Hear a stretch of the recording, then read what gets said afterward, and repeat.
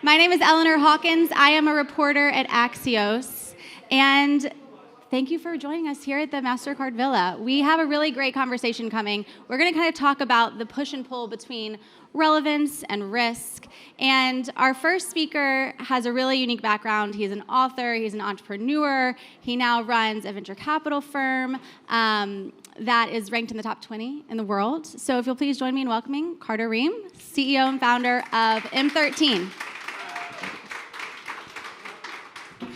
I'm really going to have to change that up. We were number 4 in the U.S., top 20 in the world. Sounds so like, it's like barely Dean's Okay, list. now Jesus. I know. Number 4. Okay. Well, we're with a global audience. I know. When I told my wife we were number 4 in the U.S., she was like, who were the first 3? I was like, whoa, are you savage? Yeah, it's like, I've never heard of them either, sweetie.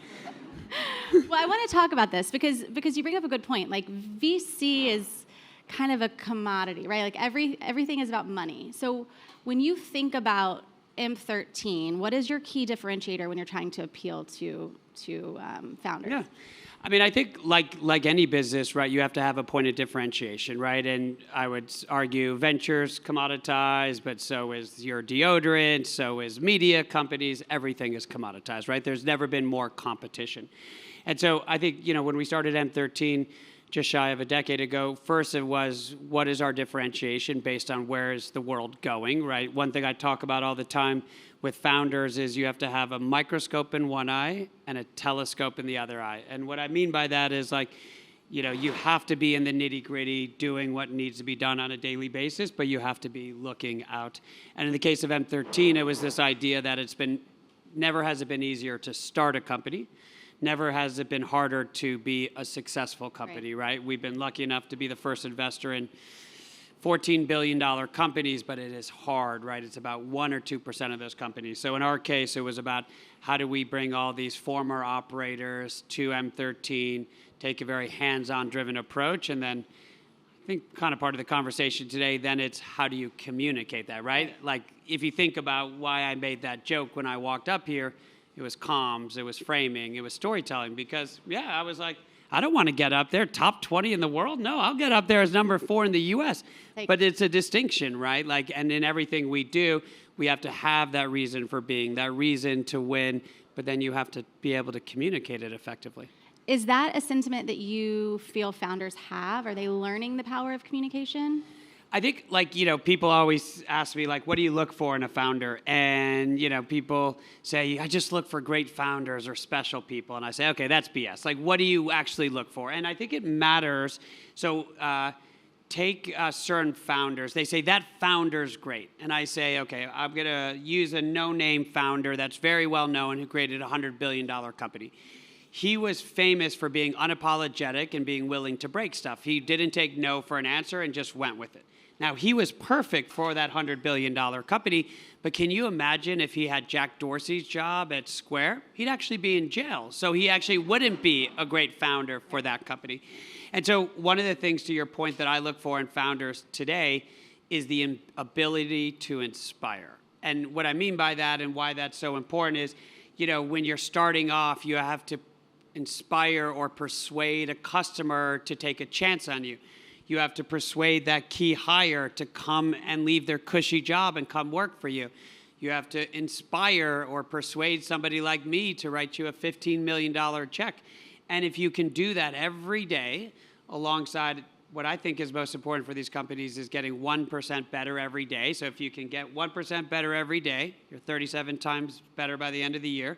And then if you can lay over inspiration, you just get up the J curve and you just have slightly better odds than all your competitors. How inspired are you as an investor around AI?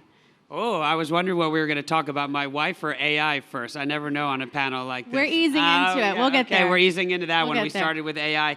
But I think AI is amazing. Obviously, it's a fundamental shift in technology. What I would encourage everyone to think about is right now everyone's talking about the technology. It is awesome, awesome, awesome technology. But think about other past technological breakthroughs, like the iPhone, right?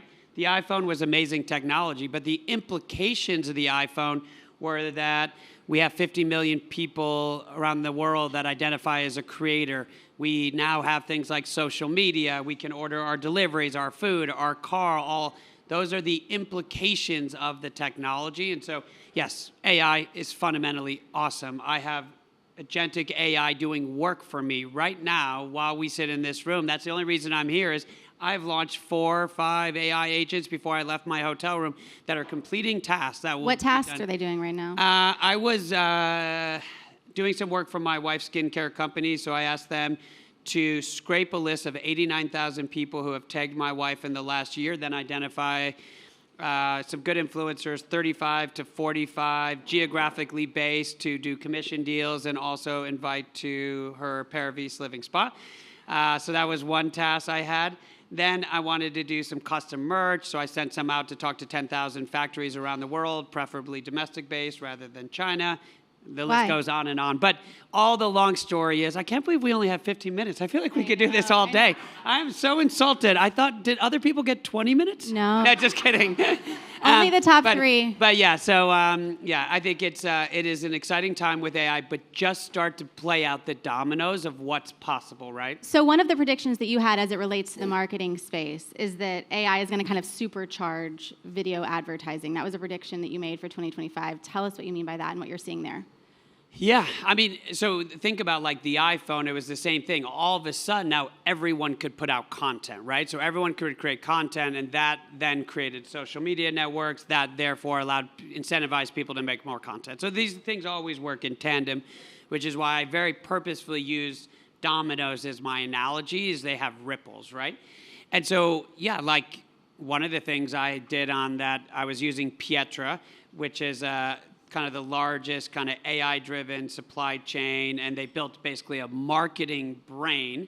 So I can literally, like, I'll say, hey, create 25 different ad variations for my wife's skincare, or do this or do that. And so what I can't figure out is, there's no doubt about it, like, there will never be more content in the world, right? There will never be more movies, more animation, more ads.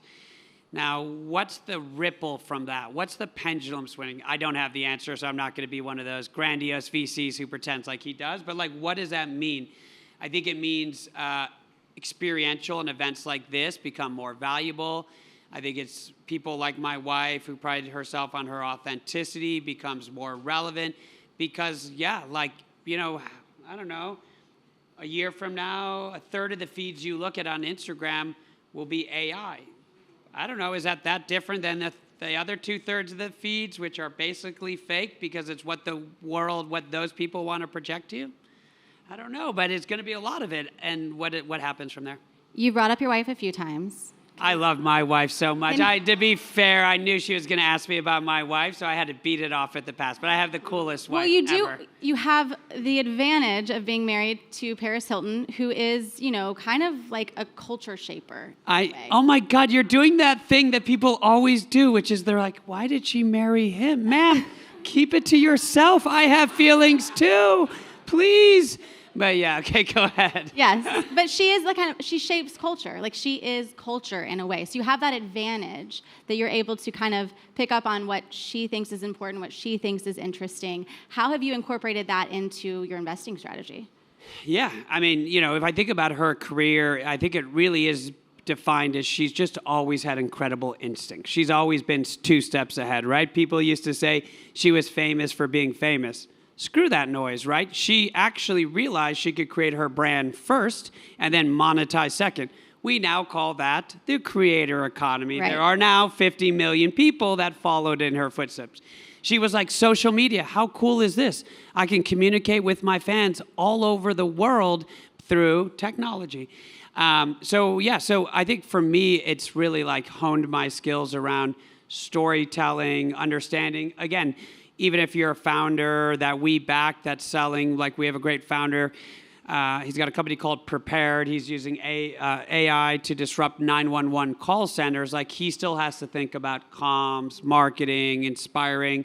Paris gets 10 to 15 billion impressions a year on just social. And so like, what's fun about her is I see what she does, and you get such quick feedback loops from the media and things like that, that it's like a really fun global petri dish where we can test stuff so fast. Speaking of feedback and getting kind of a sense for the zeitgeist, you are around founders and CEOs all the time.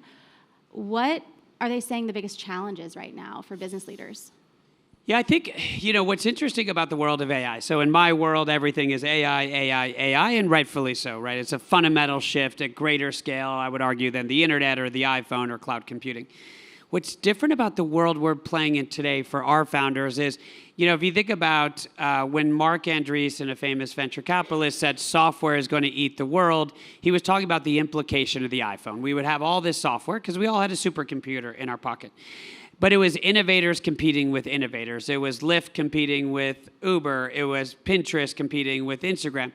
Now, fast forward to AI, it's innovators competing against the smartest, biggest, well-capitalized companies in the world who have the biggest data sets on the planet. So I always laugh, these innovators, these cute little 22-year-old kids will come in and say, oh, I'm going to beat Google. I'm like, you're so cute, kid.